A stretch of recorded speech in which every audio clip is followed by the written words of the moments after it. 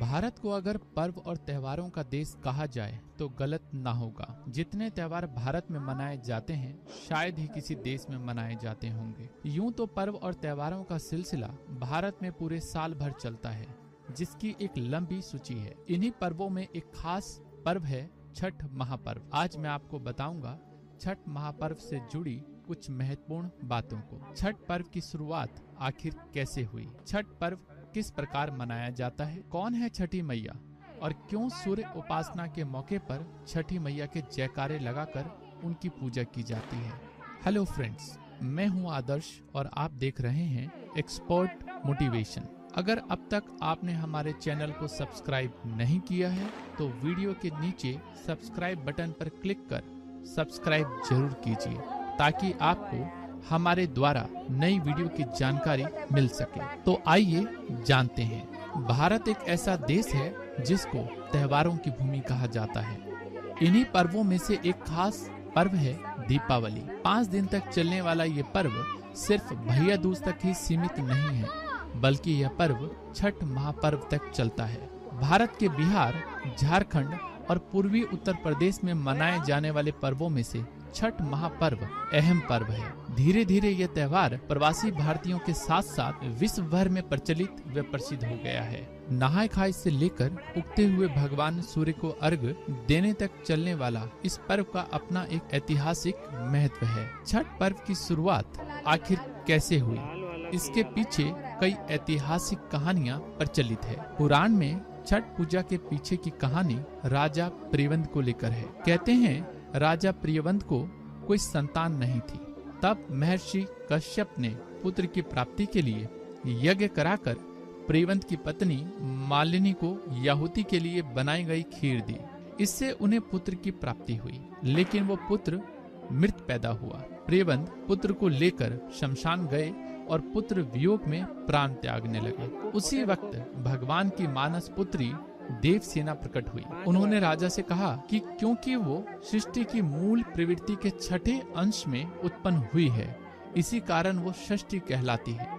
उन्होंने राजा को अपनी पूजा और दूसरों को पूजा करने के लिए प्रेरित करने को कहा। राजा प्रियव्रत ने पुत्र की इच्छा के कारण देवी षष्ठी की व्रत की और उन्हें पुत्र की प्राप्ति हुई। कहते हैं यह पूजा कार्तिक शुक्ल की षष्ठी को हुई थी और तभी से यह छठ पूजा होती है। इस कथा के अलावा एक कथा राम सीता जी से भी जुड़ी हुई है। पौराणिक कथाओं के मुताबिक जब राम सीता 14 वर्ष के वनवास के बाद अयोध्या लौटे थे तो रावण वध के पाप से मुक्त होने के लिए उन्होंने ऋषि मुनियों के आदेश पर राजसूय यज्ञ करने का फैसला लिया। पूजा के लिए उन्होंने मुद्गल ऋषि को आमंत्रित किया।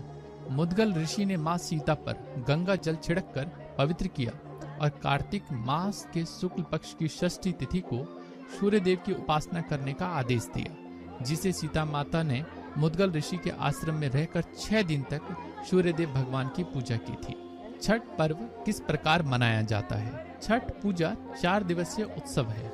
इसकी शुरुआत कार्तिक शुक्ल चतुर्थी को तथा समाप्ति कार्तिक शुक्ल की सप्तमी को होती है। इस दौरान व्रत करने वाले लगातार 36 घंटे का व्रत रखते हैं। नहाय खाय। पहला दिन कार्तिक शुक्ल चतुर्थी नहाय खाय के रूप में मनाया जाता है। सबसे पहले घर की सफाई कर उसे पवित्र बना लिया जाता है। इसके पश्चात छठव्रती स्नान कर पवित्र तरीके से बने शुद्ध शाकाहारी भोजन ग्रहण कर व्रत की शुरुआत करते हैं। घर के सभी सदस्य व्रती के भोजनोपरांत ही भोजन ग्रहण करते हैं। भोजन के रूप में कद्दू दाल और चावल ग्रहण किया जाता है। यह दाल चने की होती है। खरना और लोहंडा।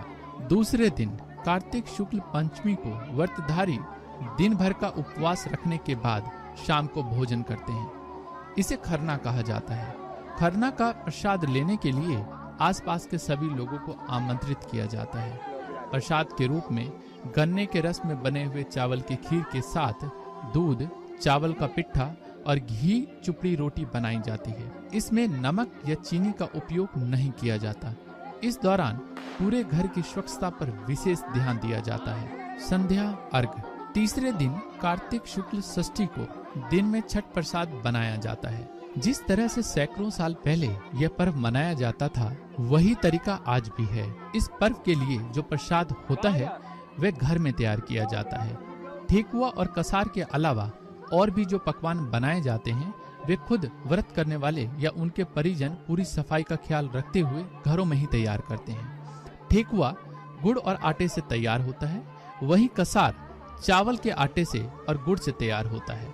इसके अलावा इस पूजा में फलों और सब्जियों का खास महत्व है। छठ के लिए इस्तेमाल होने वाले बर्तन या तो बांस के बने होते हैं या किसी मिट्टी के। ये तमाम चीजें इको फ्रेंडली हैं। शाम को पूरी तैयारी और व्यवस्था कर बांस की टोकरी में अर्घ्य का सूप सजाया जाता है और व्रती के साथ परिवार तथा पड़ोस के सारे लोग सूर्य को अर्घ्य देने घाट की ओर चल पड़ते हैं। सभी छठव्रती एक नियत तालाब या नदी के किनारे इकट्ठा होकर सामूहिक रूप से अर्घ्य दान संपन्न करते हैं। सूर्य को जल और दूध का अर्घ्य दिया जाता है तथा छठी मैया की प्रसाद भरे सूप से पूजा की जाती है। इस दौरान कुछ घंटे के लिए मेले का दृश्य बन जाता है। उषा अर्घ्य। चौथे दिन कार्तिक शुक्ल सप्तमी की सुबह उगते हुए सूर्य को अर्घ्य दिया जाता है। व्रती वहीं पुनः इकट्ठा होते हैं जहां उन्होंने शाम को अर्घ्य दिया था। पुनः पिछले शाम की प्रक्रिया की पुनरावृत्ति होती है। अंत में व्रती कच्चे दूध का शरबत पीकर तथा थोड़ा प्रसाद खाकर व्रत पूरा करते हैं। कौन है छठी मैया और क्यों सूर्य उपासना के मौके पर छठी मैया के जयकारे लगाकर उनकी पूजा की जाती है? वेदों के मुताबिक छठी मैया को उषा देवी के नाम से भी जाना जाता है। छठी मैया के बारे में कहा जाता है कि छठी मैया सूर्य देव की बहन है। उनकी पूजा करने से और उनके गीत गाने से सूर्य भगवान प्रसन्न होते हैं और सभी मनोकामनाएं पूरी होती हैं। उम्मीद करता हूं कि आपको यह वीडियो पसंद आई होगी। यदि आपका कोई सवाल या सुझाव है तो आप कमेंट बॉक्स में अपना कमेंट जरूर दीजिए। अगर आपको यह वीडियो पसंद आई हो तो लाइक और शेयर जरूर कीजिए। और हाँ, अगर अब तक आपने हमारे चैनल को सब्सक्राइब नहीं किया है तो वीडियो के नीचे सब्सक्राइब बटन पर क्लिक कर सब्सक्राइब जरूर कीजिए ताकि आपको हमारे चैनल पर अपलोड्स की जानकारी मिलती रहे। इस वीडियो को देखने के लिए आपका बहुत बहुत धन्यवाद। भारत को अगर पर्व और त्योहारों का देश कहा जाए तो गलत ना होगा। जितने त्योहार भारत में मनाए जाते हैं शायद ही किसी देश में मनाए जाते होंगे। यूं तो पर्व और त्योहारों का सिलसिला भारत में पूरे साल भर चलता है, जिसकी एक लंबी सूची है। इन्हीं पर्वों में एक खास पर्व है छठ